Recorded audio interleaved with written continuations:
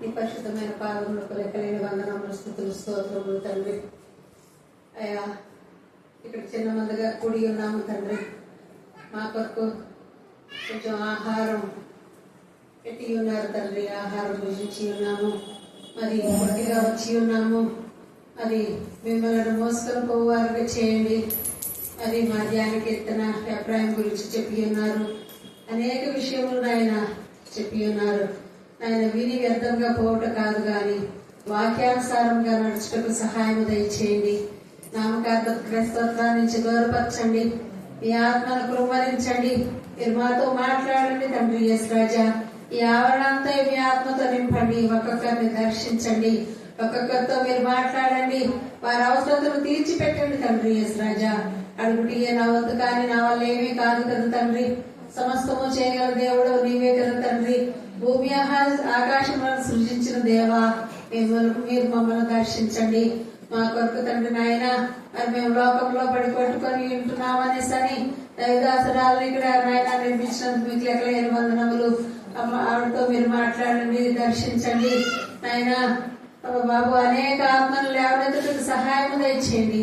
మీరంటే తెలియక అనేక మంది ఉన్నారు తండ్రి. ఇంకా తండ్రి, వారికి కూడా మీరే నిజమైన రక్షకుడని తెలియజేయండి. యేసు రాజా, నాయన వచ్చుట వెళ్ళుట కాదు కానీ తండ్రి నాయన, మేము రోజు రోజుకు అంచెలంచెలుగా మీ సన్నిధిలో ఎదుటకు సహాయం దయచేయండి తండ్రి. మేము ఇంకా అధికారుల అనుభవంలోనే ఉన్నాము తండ్రి. మాకు లోతైన అనుభవం మాలో పెట్టండి అయ్యా. యేసు రాజా, ఈ దినం అనేకమైన విషయాలు నాయన మరి విని ఉన్నాము తండ్రి నాయన. వాక్యాన్ని బట్టి నాయన నడుచుకుంటూ సహాయం దయచేయండి. దైవదాసురాలను జ్ఞాపకం చేసుకోండి. ఆవిడ అవసరతలు ఏమయ్యాయో మాకైతే తెలియదు తండ్రి. మీకు తెలుసు కదా తండ్రి. సమస్తము చేయగల దేవుడు తండ్రి, చేయండి అయ్యా. 25వ కీర్తన 1 నుంచి 7 చదువుతున్నాం.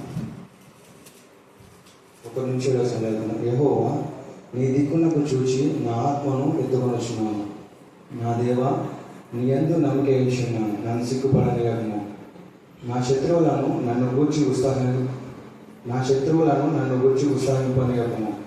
నీ కొరకు కనిపెట్టు వారిలో ఎవడనూ సిగ్గునందుడు. హేతువు లేకుండానే ద్రోహం చేవారు సిగ్గునందురు. యెహోవా, నీ మార్గములను నాకు తెలియజేయము. నీ త్రోవలను నాకు తేటపరచుము. నన్ను నీ సత్యమును అనుసరింపజేసి నాకు ఉపదేశం చేయము. నీవే నా రక్షణకర్తమైన దేవుడవు. దినమెల్లా నీ కొరకు కనిపెట్టుచున్నాను. యెహోవా, నీ కరుణాతిశయములను జ్ఞాపకం చేసుకోను. నీ కృపాతిశయములను జ్ఞాపకం చేసుకోను. అవి పూర్వం నుండి ఉన్నవే కదా. నా బాల్య పాపములను నా అతిక్రమములను జ్ఞాపకం చేసుకున్నాను. యెహోవా, నీ కృపను బట్టి నీ దయ చొప్పున నన్ను జ్ఞాపకంలో ఉంచుకున్నాను. దేవుడు యొక్క పరిశుద్ధతను దీవించుకున్నాను. స్కూల్లో జాయిన్ అయ్యేగా వారికి అవసరమైన జ్ఞానాన్ని మీరు కలుగు తండ్రి. కొద్దుగా ఉన్న జ్ఞానం కోసం మేము అడిగినప్పుడు మా తండ్రి ప్రతి సబ్జెక్ట్ లో మంచి మార్కుతో పాస్ అవడానికి మీ కృపాసాన్ని దాచేలాగా గత మా తండ్రి దేవ సంవత్సరం అంతలో మీ సన్నిధికాన్ని తోడుగా వచ్చిన ప్రభా తండ్రి, మరి నూతనమైన మా ప్రభా తండ్రి మరి క్లాస్ లో బిడ్డలు వెళ్తుండగా దేవ నూతనమైన వాతావరణం బిడ్డలు అలవాటు పడ్డారు. ఆ సబ్జెక్ట్ మా తండ్రి ఈజీగా ఓవర్కమ్ చేయడానికి మీ జ్ఞానం వివేకం దాచేలాక దేవ గత సంవత్సరంలో బిడ్డలకు అల్ప వివేకం ఉన్న దేవుడు దేవ ఈ యొక్క 2025లో కూడా నా ప్రభా దేవ వారు నా తండ్రి నూతనమైనటువంటి క్లాస్ లో మా తండ్రి ఎంటర్ అయినప్పుడు ఆ క్లాస్ అయిపోయే వరకు మీ సన్నిధికాన్ని బిడ్డలు తోడుగా ఉంచుతున్నారు. అందుకు మీకు వర్ణాలు స్తుతులు ఇస్తున్నాం దేవా. వేరే ప్రాంతంలో మాత్రమే జర్నీ చేసే బిడ్డలు కూడా జ్ఞాన వివేకం దయచేలాక మీకే స్తోత్రం. అలాగే నా ప్రభావం లేఖన భావన ఆశించి విరిచి మా అందరి చుట్టాలు మీరు పరిపరిచేలాక దేవా. మరుమతి మా తండ్రి వాళ్ళ అన్నకు పూర్ణ ఆరోగ్యం, పూర్ణ బలం, పూర్ణ శక్తిని దయచేయని మరొకసారి మీ సన్నిధిలో అర్థిస్తున్నాం తండ్రి. స్తోత్రం. ఎంతవరకు ఎగ్జామ్ రాసిన బిడ్డలు బట్టి మేము స్తుతిస్తున్నాం. రాబోయే వారికి మీ జ్ఞాన వివేకాన్ని మీరు ఇస్తున్నందుకు మేము స్తుతిస్తున్నాం దేవా. శ్రేష్టమైన తొలకరి వర్షం, కడల వర్షాలు ఇచ్చే దేవుడు మీరే. ఆయా కాలంలో తగిన కాలంలో దేవా మీరు కార్యంలో త్వరపెట్టే దేవుడు ప్రభా. తగిన కాలం ముందు బిడ్డలు విత్తనాలు వేసుకోవడానికి దేవా మరి కావాల్సిన ఆర్థిక సాయం దయచేలాక దేవా. మా ప్రభా మేము వాక్యం వింటున్నప్పుడు మా జీవితాలు సరి చేసుకుని రోషం వల్ల దేవుడి బిడగా నిన్ను అనుదినం ప్రకటించే బిడగా నీ చాటున దాక్కోవడానికి నా ప్రభా మీరే ఆశ్రయమని, మీరే మా దుర్గమని నా ప్రభా నీ పైన ఆధారపడే చూడ ప్రతి బిడ్డకు దయచేలాక మీకే స్తోత్రం. చదవన లేఖన భావన ఆశించి విరిచి మా అందరి చూద్దాం ఫలింపచేయమని మమ్మును ఆత్మను మీ చేతులకే సమర్పిస్తూ నజరేయుడైన యేసుక్రీస్తు శక్తిగల నామమున ప్రార్థిస్తున్నాం తండ్రి. ఆమేన్, ఆమేన్, ఆమేన్. హల్లెలూయా. అందుకని ఇక్కడ దావీదు ప్రవచన రూపకంగా చాలా వాక్యాలు ప్రవచిస్తాడు. రాబోయేటటువంటి యేసయ్య మనకు దిక్కని, యేసే ద్వారానే మనకు రక్షణ, యేసే ద్వారానే మనకు స్వస్థత, యేసే ద్వారానే బలగం, యేసే ద్వారానే విడుదల విమోచన, యేసే ద్వారానే ఆనందం సంతోషం, యేసే ద్వారానే ఐశ్వర్యం జ్ఞానం ఎవ్రీథింగ్ అని తెలిసి ఏమంటున్నాడు ఇక్కడ దావీదు అంటే, నీ దిక్కునకి యెహోవా నీ దిక్కులకు చూచి నా ఆత్మను ఎత్తుకొంచున్నాను, నా ఆత్మను ఎత్తుకొంచున్నాను ప్రభా. ఎందుకంటే నా ఆత్మ నేను ఇచ్చిన జీవాత్మ. ఆ జీవాత్మ ఎవరంటే యేసు ప్రభుల వారే. ఎందుకంటే జీవం మార్గం సత్యమైంది ఎవరు? యేసయ్య. యేసయ్య ఏం చెప్పాడు? నేనే మార్గం సత్యం జీవం. రిలేటెడ్ వాక్యాలు అన్నమాట. అందుకనే నా ఆత్మ, నాలో ఆత్మ వెలుగుతుంది అంటే, నా ఆత్మ జీవిస్తుంది అంటే, నువ్వు నాలో ఆత్మ నుంచి అంటే ఆత్మది నీ ఆత్మనే, నీ ఆత్మ. కాబట్టి నీ ఆత్మ నీ వైపుకే నేను చూస్తూ ఉన్నా. ఎందుకంటే ఈ జీవాన్ని నిర్మించా కాబట్టి, నేను బ్రతుకుతున్నా అంటే నీ జీవమే కాబట్టి, ఇక నీకు కాకుండా వేరే వాళ్ళు నేను ఎందుకు ఆశ్రయిస్తాను దేవా? వేరే వాళ్ళకు ఆశ్రయించిన వాళ్ళు ముళ్ళ కంచెల్లాగా ఉంటారు. అందుకనే మనుషుల సహాయం పెద్దమన్నాడు. ఎందుకంటే ఆ యొక్క మనుషులు ఆత్మ సంబంధుల సహాయం అయితే సహాయం చేస్తారు. చాలా మందిని ఆశ్రయించినప్పుడు వాళ్ళంతా దావీదు ద్వారా మేలును పొందుకొని దావీదుకు వెన్నుపోటు వచ్చారు. కింగ్ సౌలు కానివ్వండి, వీళ్ళంతా కూడా వాళ్ళంతా మనుష్య ఆత్మ, దేవుని ఆత్మ వాళ్ళకి లేదు. దైవాత్మ కలిగిన బిడ్డలైతే ఎవరైతే మనకు మేలు చేస్తారో వాళ్ళకి మనం మేలే చేస్తాం కానీ కీడు చేయాలి. ఒక చిన్న మేలు చేస్తే వాళ్ళకి ఏం చేయాలని ఒక తప్పన, ఒక తృష్ణ. ఎవరింటికైనా మనం వెళ్ళి ఏదైనా భోజనం చేసినా, కాఫీ తాగినా, వాళ్ళు మన ఇంటికి వచ్చి బాగుండే తాగుంటే బాగుండే అనుకుంటాం కదా. మనకి ఎవరైనా ఏమైనా అయ్యో వాళ్ళు మనకి ఇచ్చారు, మనం ఏమి ఇవ్వలేకపోతున్నాయి, కొంచెం గిల్టీ కాన్షియస్ ఖచ్చితంగా వస్తుంది మన యొక్క మైండ్ లో, మన మనసులో కూడా. వాళ్ళ దగ్గర పొందుకున్నాం, వాళ్ళకి ఇవ్వలేదు ఎప్పుడు ఇవ్వాలి. ఇవన్నీ ఎక్కువగా ఇక్కడ జరుగుతుంటే పెళ్లిళ్ళప్పుడు వెంటనే ఒక పెళ్లి కానీ కార్డు ఇచ్చిపోయినట్టే, రే వాళ్ళు కార్డు ఇచ్చినారు కదా, వాళ్ళు మన మమ్మీకి ఎంత ఇచ్చినారో చూడదురా అంటే చింతంతా ఇచ్చారా. కొంతమంది రాసి పెట్టుకుని ఉంటారు, మళ్ళీ అది వెతికి వాళ్ళు 500 ఇచ్చింటే వీళ్ళు 500 ఇంకా ఒక పైసా ఎక్కువ. వాళ్ళు వెయ్యించింటే 1000, వాళ్ళు ఉంగరం పెట్టితే ఉంగరం మనం చెయ్యారు. ఇలాంటి వద్దు. అదే మనం దేవుడి వైపు చూస్తే అంట, మనం దేవుని స్తుతిస్తే ఎంత ఇస్తాడో ఆయన.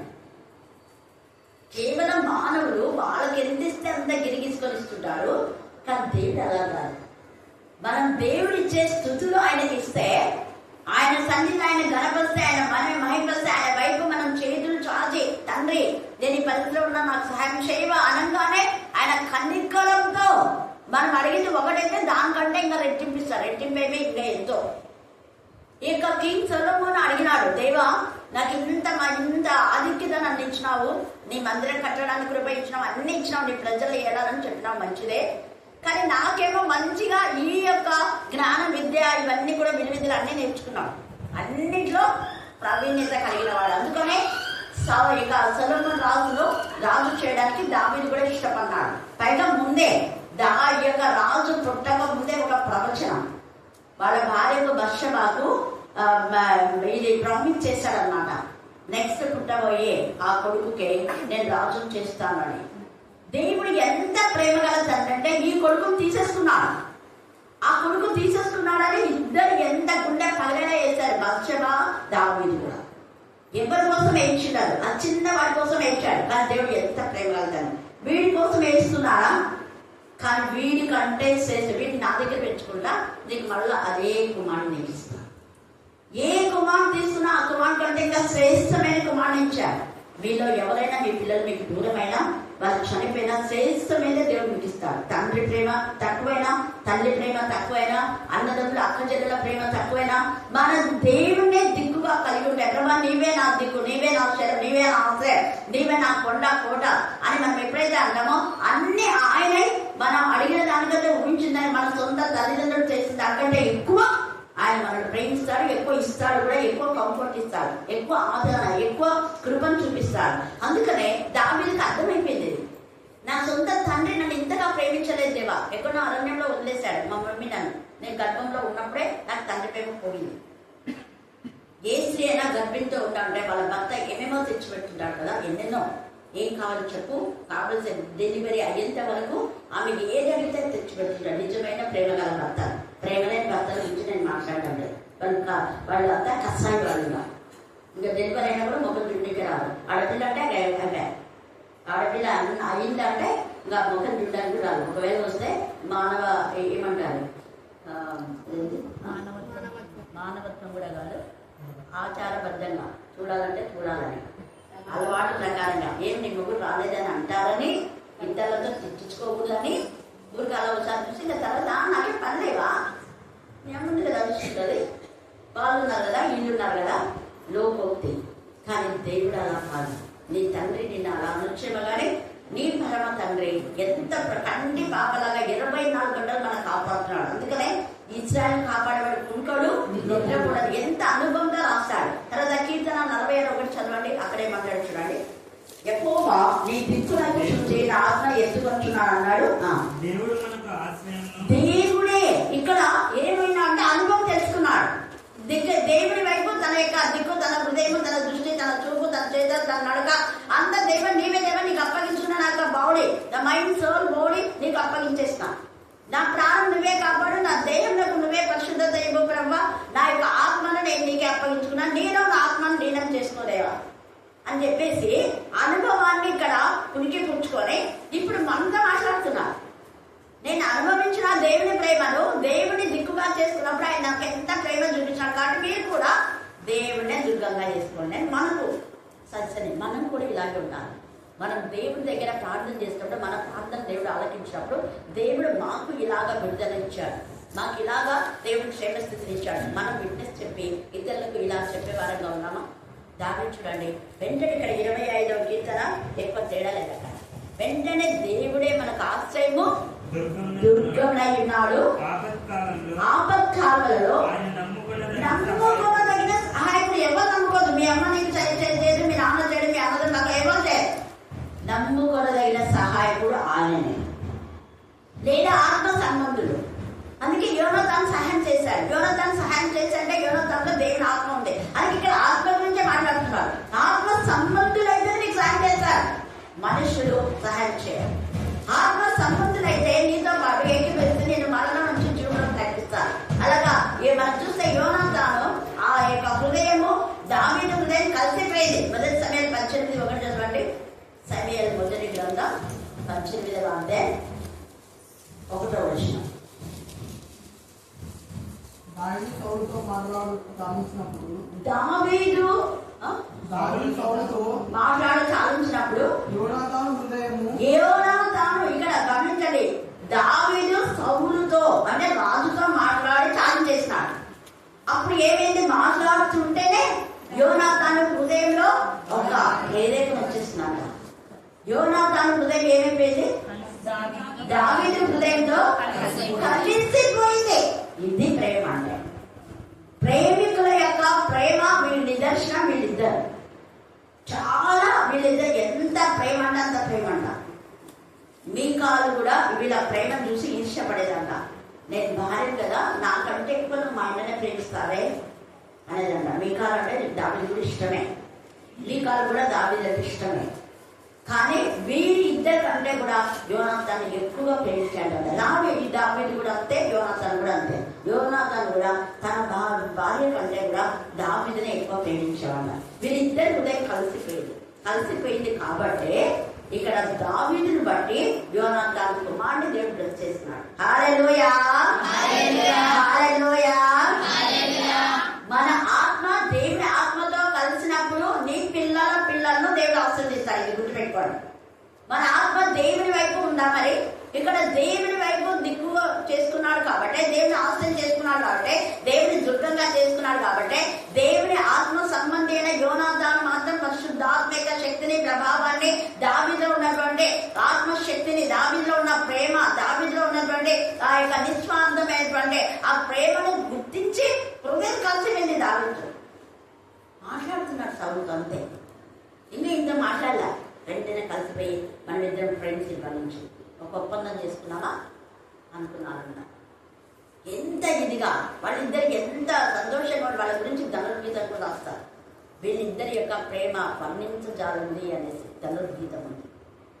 కాబట్టి ఈ యొక్క సమయం మన జ్ఞాపకం, మనము దేవునితో మాట్లాడుతున్నప్పుడు వేరే వాళ్ళు విని వాళ్ళ హృదయము దేవునితో లేదా మనతో ఆత్మసంతో కలిసి రావాలి.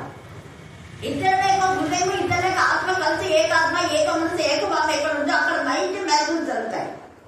అది అక్కడ మనం చెప్పేది ఒకటి, వాళ్ళు చెప్పేది ఒకటి అయితే విభేదాలు. దేవుని పిల్లలు చెప్పిన దానికి ఎప్పుడు ఏకీభవిస్తామో అప్పుడు మ్యారేజ్ జరుగుతాయి. ఆత్మ సంబంధి అని గుర్తించాడు యోనాతాను. దైవాత్మ పూర్ణుడు దావీదు చెప్పినట్టే నేను చేస్తాను. దావీదు ఏం చెప్తాను చేశాడు యోనాతాను. ఇదిగో మీ నాన్నను చంపాలనుకున్నాడు అంటే అదేం కాదు, నేను కాపాడతా కదా అని చెప్పేసి మా నాన్న చంపాలని అనుకుంటే నేను బాణం అవతలకి ఇస్తాను చూడు, నువ్వు గుర్తుపెట్టుకో, అవతలకి ఇస్తే మా నాన్న నేను చంపాలనుకున్నాడు, నేను యుద్ధంకి ఇస్తే మా నాన్న నేను చంపవద్దని వాళ్ళిద్దరు కలిసి ఒక ఒప్పందం చేసుకున్నారు. అప్పుడు ఆ యొక్క యోనాతాను అలాగే వేసేసరికి ఇంకా దావీదైతే కుంగిపోయి ఏడ్చుకుంటా యోనాతాను విడవలేకుండా వెళ్ళిపోతాడు, నిబంధన చేస్తాడు.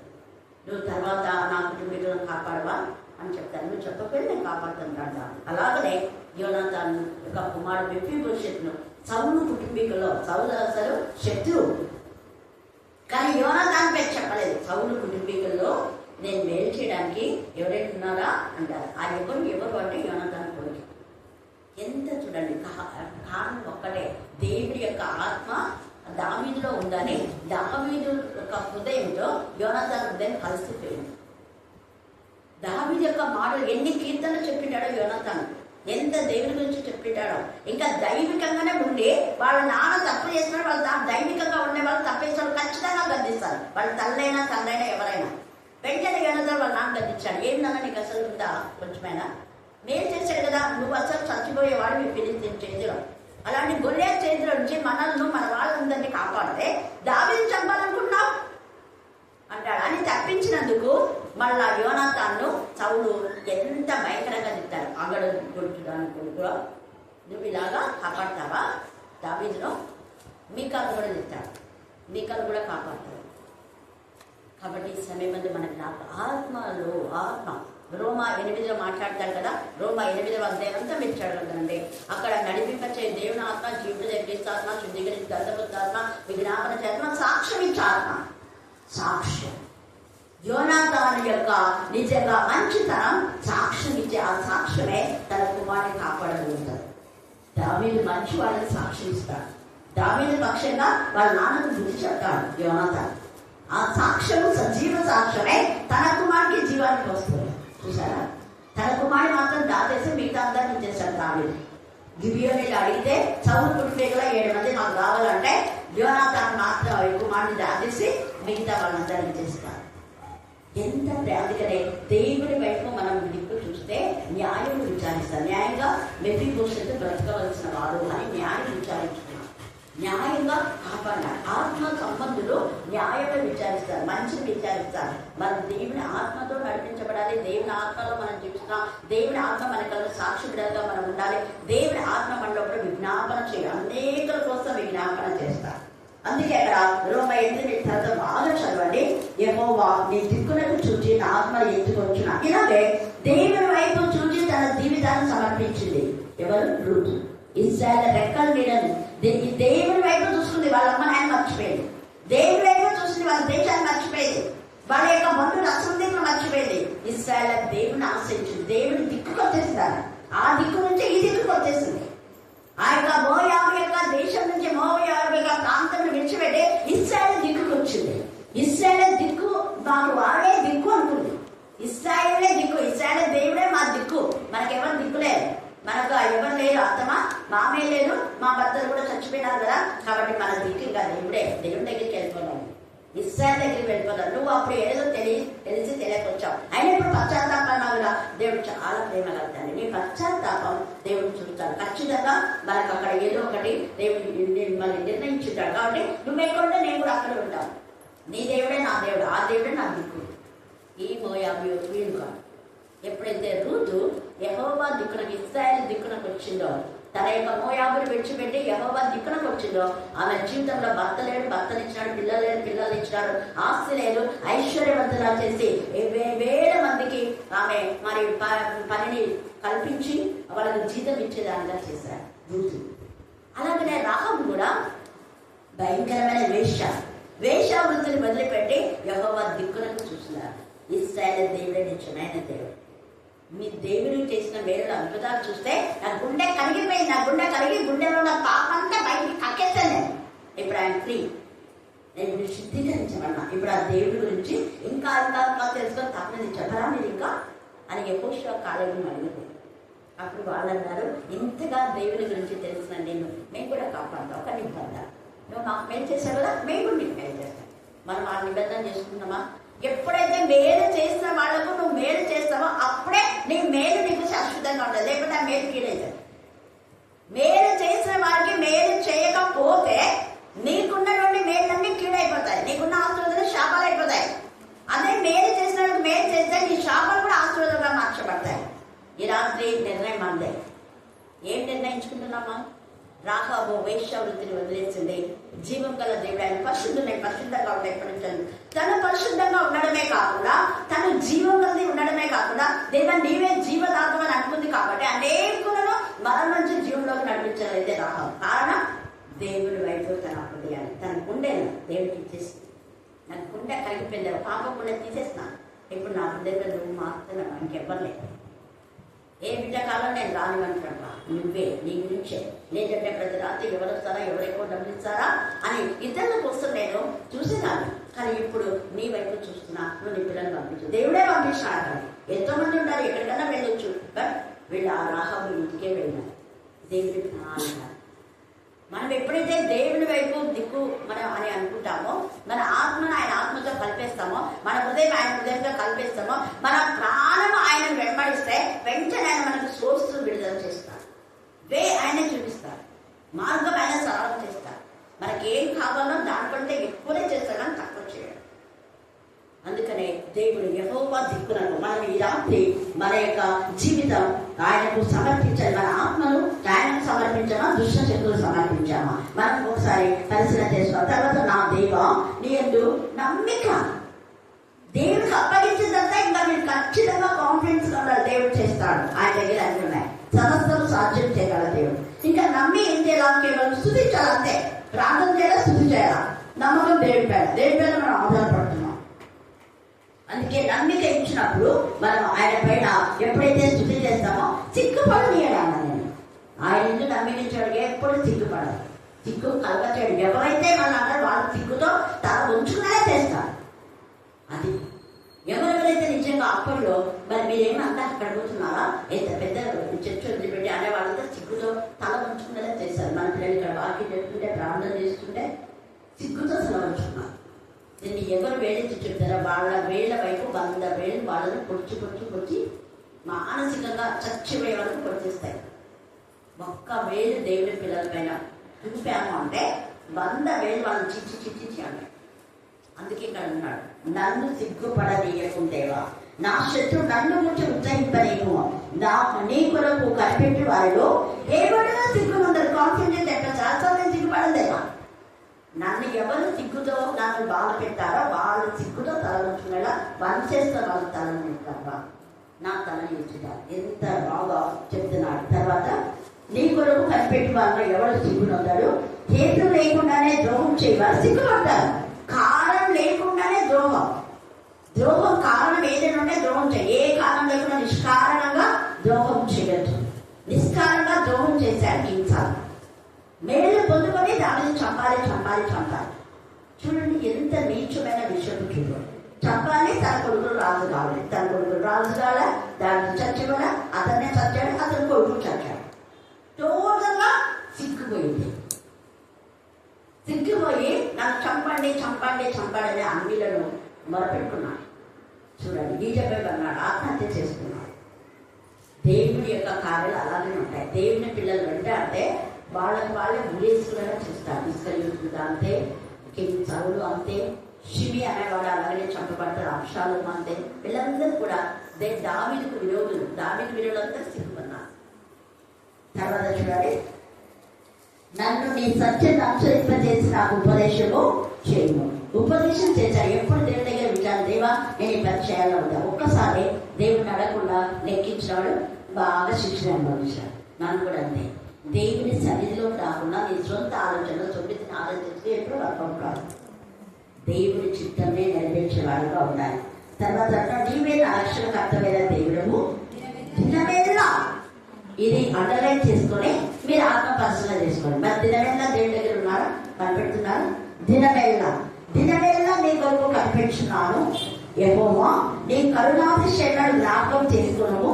కనిపెడుతున్నాను కానీ నా భక్తి నా శక్తి కాదు. నీ కనికరం బట్టి నన్ను జ్ఞాపకం చేసుకో, నీ కృపను బట్టి నన్ను జ్ఞాపకం చేసుకో. ఎంత బాగా చెప్తున్నాడు. దేవా నా బాల్య పాపం గుర్తు చేసుకోడు. కానీ బాల్యంలో తెలిసి తెలియక నేను చేశాను, అవివేకనే చేసి ఉంటానేమో. బాల్య పాపములు అంటే తన అన్నాడు కదా, జన్మ పాపం అన్నమాట. జన్మ పాపం, ప్రతి వ్యక్తి పాపే, జన్మత పాపే. పుట్టినోళ్ళు అంటే పాపం చేస్తారు. చిన్న పిల్లలు కదా అని అనుకుంటున్నాయేమో. చిన్న పిల్లలైనా కూడా వాళ్ళు జన్మతోనే పాపి. ఎందుకంటే అపవాది ఈ యొక్క గురిలో ఉన్నారు కాబట్టి, మరణం అని తెచ్చింది కాబట్టి, మరి పుట్టుకతోనే మనిషి పాపం. జన్మ పాపం, కర్మ పాపం అంటున్నారు. మనం చేసిన పాపాలు జన్మ పాపాలు. ఇవన్నీ నుంచి విడుదల చేసేది యేసయ్య. అందుకనే ఆత్మీయ జన్మ. ఈ తల్లి జన్మ నిజమైన జన్మ కాదు. ఆ జన్మం ద్వారా నీకు వచ్చేది ఏం లేదు. కానీ ఆత్మలో జన్మిస్తే పరలోక రాజ్య వారసులు అవుతారు. మన ఆత్మ తండ్రి ఆత్మతో కలిసిపోవాలి. అందుకే ఇక్కడ అంటాడు కదా, ఎంత చక్కగా నీ కృపాతిశయములను జ్ఞాపకం చేసుకోము. అవి పూర్వం నుండి ఉండవే కదా. నా బాల్య పాపములను నా అతిక్రమములను జ్ఞాపకం చేసుకోలేకుండేవా. నన్ను క్షమించు అంటే అర్థిస్తున్నాడు. ఆక్రందన యెహోవా నీ కృపను బట్టి నీ దయ చొప్పున నన్ను జ్ఞాపకంలో ఉంచుకోను. మనం కూడా ఇదే ప్రార్థన చేయగలిగాడు. దావీదు చాలా చోట్ల కూడా దేవుడు తెచ్చేస్తాడు. కీర్తన 39:8 చదవండి. కీర్తన 39:8. నా అతిక్రమములన్నిటి నుంచి నన్ను విడిపింపము. నీచులకు నన్ను నిందాస్పదంగా చేయకుండా. నీ ఎందుకు భయభక్తి గల వాళ్ళు ఏదైనా నేను ఒప్పుకుంటాను, కానీ నీచులు నన్ను అనకూడదే. నీ ఎందుకు భయభక్తి గల వాళ్ళు నా పక్షంగా ప్రాణం చేసి నాకు సాయం చేసి ఎంత కలిసి వెళ్ళి ఉంటాం, వాళ్ళు ఏం చేయాలి. కానీ నీచులు నన్ను ఏం చేయగలుగుతారు, వాళ్ళని దూరంగా పెట్టేసి. ఎంత తేటగా మాట్లాడుతున్నాడు. తర్వాత 40 అధ్యాయము 1-3 కీర్తన. సహనంతో ఇక్కడ నీ దిక్కునకు ఆత్మను ఎత్తుకొచ్చున్నాను అన్నాడు. ఒకవేళ నువ్వు ఆలస్యం చేసి నాకు మేలు చేయడానికి ఆలస్యమైనా నేను విసుగుపడించినమ్మా. సహనంతో ఈ రాత్రి దావీదు చెప్పిన మాట మనం చెప్పగలుగుతున్నామా, ఓర్చుకుంటున్నామా? యోగులాగా దావీదులాగా సహనంతో కనిపించడం ఎన్ని ఇస్తాయి మన దావీదు. తన వెంట్రుకల కంటే ఎక్కువ శక్తులు ఉన్నారు. తన సొంత అన్నదమ్ములు చిచ్చి అన్నాడు, తన మామ చిచ్చి అన్నాడు. ఈవెన్ భార్య కూడా మరి విసిగించింది, బాధపడింది, అవమానకరంగా మాట్లాడింది. నువ్వేమంత పిక్చర్ లాగా అలాగా అలాగే ఎగురుతున్నావేంటి అనేది. తర్వాత తన కొడుకు తనను చంపాలనుకుంటే ఇంకా గుండె పగిలిపోయింది. ఇది అన్నిటికంటే ఎక్కువ బాధ. అయినా అక్షరాలు చచ్చిపోతే గుండె పగిలేచాడు. ఎంత ప్రేమించాడు. తనను చంపాలనుకున్న కొడుకు చనిపోయినా కూడా చాలా బాధపడినాడు. సౌలు చనిపోయినా బాధపడినాడు. ఎంత ప్రేమ! దావీదు యొక్క నిష్కల్మషమైనటువంటి ప్రేమ, నిర్దోషమైనటువంటి ప్రేమ, స్వార్థపూరితమైనటువంటి నిజంగా ప్రేమ. ఎంత ఇదిగా అంటున్నాడు కదా ఇక్కడ. నవిక చదువుగా 45 సహనంతో నాకు చెవి ఎక్కి నా మొర ఆలకించాడు. సహనం నాకుంది కాబట్టి ఆయన ప్రార్థన వింటాడు. నీకు సహనం ఉంటే దేవుడు ప్రార్థన వింటాడు. నువ్వు ఇప్పుడు ప్రార్థన చేసి ఆమెనని నీ పనులు చేసుకుంటే కదా దేవా నువ్వు ఇచ్చినావని సహనంతో స్థుతి చేయాలి. అలా చేస్తే నువ్వు ఖచ్చితంగా పొందుకున్నావు. తేటగా మాట్లాడుతావు. 42 కీర్తన 42:1 దుప్పి నీటి వాగుల కొరకు ఆశపడుతున్నట్టు దేవా నీ కొరకు నా ప్రాణం అంతగా నేను ప్రేమిస్తున్నా దేవా. ఈ మాట ఎంత బాగుంది. నా ప్రాణం నీవే నా ప్రాణం, నేనే నీవు. నేనంటే నీవే ప్రాణం, నా జీవం నీవే, నా జీవదాత, నా ప్రాణదాత నీవే. అందుకే నా ప్రాణం దుప్పి నీటి వాగుల కొరకు ఆశపడి నా ప్రాణం నీ కోసమే. 41:1 కూడా మనం చూస్తే వేకువే లేచి నిన్ను చూడాలనుకుంటే కృప మీద దొరికినట్టుగా ఉంది దేవా. ఎంత బాగా మనకు ఉదాహరణతో చెప్తున్నాను. నువ్వు ప్రభు మీద తింటే ఎంత ఆనందపడతావో దేవుడి సన్నిధికి రావాలంటే అంత ఆనందం, అంత సంతోషం, అంత గంతులు వేస్తూ రావాలన్నది దేవుని యొక్క ఉద్దేశం. దావీదు యొక్క ఉద్దేశం కూడా అదే. 61వ కీర్తన 4వ వచనం. 61 యుగ యుగంలో అనే మాట కాన్ఫిడెన్స్ గా చెప్తున్నాడు. అంటే నేను చనిపోతాను, తిరిగి లేస్తాను, నీ శరీరంలో ఉంటాను, నీ బిడ్డగా నీ ఆత్మ నాలో ఉంది కాబట్టి ఇంకా యుగ యుగాలు నేను నీతో ఉంటా. ఎంత కాన్ఫిడెన్స్ మనం చెప్పగలమా? ప్రభా నిరంతరం నేను నీ బిడ్డగా నీ ఎల్లప్పుడు జీవిస్తా ప్రభా అని ఉందా? ఆ నిరీక్షణ ఉందా? యుగ యుగంలో. యుగం అంటే 1000 సంవత్సరాలు, యుగం అంటే మరొక 1000, 2000, 3000, 4000, 7000, ఇంకా ఎవరు తిన్నాను. ఏ సమయంలో అయినా ఎన్ని యుగాలు ఉన్నా కూడా నేనే నీ యొక్క సన్నిధిలో ఉంటా. ఎంత చక్కగా చెప్తున్నాడు. 62:1 నా ప్రాణము దేవుని నమ్ముకొని మౌనంగా చెప్తున్నాడు. మౌనంగా. అందుకే కొన్నిసార్లు మీరు మౌన ప్రార్థన చూపించారు. ఆ మౌన ప్రార్థనలో దేవునితో మాట్లాడి దేవునిలో ఆనందించి కలుసుకుంటారు. అందుకే మౌన ప్రార్థన చేయండి అని చెప్పారు. మౌనతలో ఎవరికి చెప్పుకోలేని బాగా ఉంటే అది దేవుడితో. కొన్ని సీక్రెట్ సిన్స్ ఉన్నా, సీక్రెట్ వ్యాధులున్నా కూడా ఎవరికి చెప్పలేని వ్యాధులున్నా అప్పుడు మౌనంగా ఉన్నప్పుడు దేవుడితో చెప్పుకో. దేవుడు నివ్వున్నా, నీతో దేవుడు ఆదరిస్తా.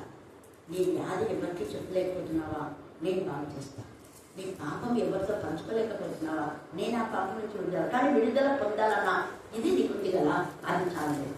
దేవుని పాపం నేను అసహించుకోవాలి, చెడుతనం విసర్జించాలి. దేవుని చెడుతనం నేను విసర్జించాను, దాన్ని అసహించుకున్నా. అదంటే నాకు అసహించుకున్నా, ఐ హేట్ దట్ అని మనం అనుకుంటే దేవుడు నువ్వు ఏది ద్వేషిస్తున్నావో దాన్ని విడుదల చేస్తున్నావు. ద్వేషించకుండా దాన్ని అసహించకుండా దేవా నేను పాపిన దేవా నన్ను ఖర్చు గోర పాపి నేను కుక్కపడే మన పద్దెనిమిది వాళ్ళ కుక్కనేంటాం. కక్కడము తినడము కక్కడం. ప్రభా క్షమించు ప్రభా మళ్ళీ పాపం చేయడం, మళ్ళీ పాపం చేయడం. దేవా నీ గురించి నన్ను ఖండించి దేవా దావి చేసిన దావిని క్షమించాం కదా, నన్ను క్షమించంటే అది దావి ఇంకా మీదనే చేయాలా. నన్ను నువ్వు చేస్తున్నావు ఒప్పుకున్నావు. దావి ఇంకా మీరు చేయలేదు కదా. తనకు 8 మంది భార్యలు ఉన్నా కూడా ఒక భార్య దగ్గర కూడా నిజంగా సుఖాన్ని అనుభవించలేదు. పరిశుద్ధంగా ఉన్నారు. చివరిన అభిషేకాన్ని చేసినాడు. అయ్యో పరాయి వాళ్ళు ఉన్నారు, పరాయి వాళ్ళతో ఉన్న ఈ భార్యను నా భార్య కాదు, చెల్లెలాగా చూస్తానని వాళ్ళందరికీ భోజన పదార్థాలు పెట్టాడు. చివరికి ఎంత ఒక మంచి కన్యకలు, అందమైన కన్యక బర్షబా అంటే అందం. అభిషేకం చేస్తే నువ్వు నా కూతురు చూడమ్మా నువ్వు అన్నాడు. రాజులంతా అందరూ దావీదుకు ఒక ఆమెని తీసుకురావాలి, ఇంక ఈ భార్య ఎవరు రానికున్నాడు కాబట్టి ఎప్పుడు ఉండడానికి ఒక ఆమెను పెళ్లి చేద్దానికి ఆమె పెళ్లి చేస్తే దావీదు వెంటనే అన్నాడు, అమ్మా నేను నాకు భార్య కడతలేదు, నా కూతురు లేదా నేను నీ కొడుకును, ఇప్పుడు నాకేం చేత కాదు, నన్ను ఇంకా కొడుకులో చూసుకోమంటే ఆమె కూడా అలాగే చూసుకుంది. దావీదు చనిపోయే వరకు పరిశుద్ధతను కాపాడుకుంది అభిషేకం. అందుకనే చెప్తాడు ఆమె ఇప్పటికీ కన్యకనే ఉందిరా, ఆమె నువ్వే వివాహం చేసుకోండి అని చెప్తాడు. అంటే తల్లి కదా అక్కడ ఆవరసగా, ఇక్కడ నేను కూతురుగా చూసుకున్నాను కాబట్టి ఒక కోడలుగా ఉన్న నన్ను కూతురులాగా అని చెప్పారు. పరిశుద్ధమైన జీవితంలో మేము ఉన్నాము అన్న యాంగిల్లో అక్కడ సొలొమోను జ్ఞానంగా ప్రవర్తించే అభిషేకం విషయంలో అన్యుడికి ఇవ్వద్దు అన్నట్టు మాట్లాడతాడు. అతన్ని చేసుకోమని చెప్పాడు, కాకపోతే న్యాయం చేకూర్చాలని అక్కడ సొలొమోను చేసుకుంటాడు. హల్లెలూయా హల్లెలూయా.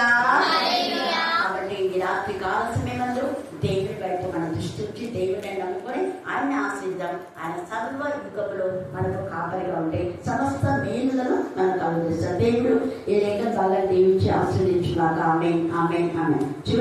ఎందుకంటే ఇప్పుడు బాగుంది, బాగా ఆడుతుంది అని చెప్పిన డాక్టర్ అమ్మా, అందుకే క్షమించాను. అక్కడికి వచ్చి చెప్పాలనుకున్నావా, నేను రాలేదు. ప్రేమ దేవ పరిమోహన పడి జీవన తండ్రి వదనాలు ప్రభావ స్వస్థం తండ్రి నన్ను క్షమించండి ప్రభా. తండ్రి నాన్న అవును తండ్రి, ఇంత గొప్ప మేలు చేసిన నా దేవా నా తండ్రి ప్రభా. ఎందుకంటే తండ్రి రక్తంతో తండ్రి ప్రభా బ్రెయిన్ అంటే చాలా అన్నిటికంటే చాలా డేంజర్ అంట తండ్రి ప్రభా. తండ్రి అక్క ఎంతగానో ప్రేమించిందని ప్రభా, ప్రార్థన చేసినందుకు తండ్రి ప్రభా. డాక్టర్లు బాగు చేయలేదు కానీ అక్కనే తండ్రి ప్రభా ప్రార్థనలో రక్తాన్ని ప్రభా కరిగించింది. అక్కతో ఆచరించుకుంటున్నాము. అవును తండ్రి ప్రభా, నేను వచ్చిన వాళ్ళని తండ్రి ప్రభా, నేను తండ్రి తండ్రి ప్రభా ఏ కుటుంబంలో ప్రభా నేను టెట్టు తండ్రి ప్రభా నేను పరీక్ష టీచర్ పరీక్షలు రాస్తున్నారు, జీవిత భాగం దయచేతండి ప్రభా. ఇంకా ఏ పరీక్షలు రాసినారు తండ్రి ప్రభా. తండ్రి ప్రతి ఒక్కరు ప్రభా నాయన కర్నూలు పీఠ కాడికి వచ్చి నాన్న అవును తండ్రి. ఎందుకంటే ప్రభా నాన్న ఈరోజు ఈ దినంలో తండ్రి ప్రభా నా గురించి ప్రభా తండ్రి సాక్ష్యం చెప్పుకుంటున్నా తండ్రి ప్రభా అన్న. అవును తండ్రి ప్రభా ప్రతి ఒక్క వచ్చిన వారందరినీ ప్రభా మీ స్థానికి ఖాతాలో ఉంచుకో ప్రభా. అవును తండ్రి ప్రభా నేను నీ రక్తంతో తండ్రి ప్రభా దారాల రక్తంతో ప్రభు ప్రతి బిడ్డను కడిగిన దేవుడు లేదు తండ్రి ప్రభా. అవును తండ్రి ప్రభా ఎంత వ్యాధి అయినా తండ్రి నీకు అసాధ్యమైనది ఏది లేదు తండ్రి ప్రభా. అవును తండ్రి నీకు అసాధ్యమైనది లేదు తండ్రి ప్రభా. తండ్రి డాక్టర్లు మనుషులు అందరూ స్టేట్మెంట్స్ ఇచ్చారు ప్రభా నాకు నేను ఇలా బతకడానికి. కానీ అక్క మాత్రం ఏం కాదు అనేది బాగుంటాడని అక్క ప్రతి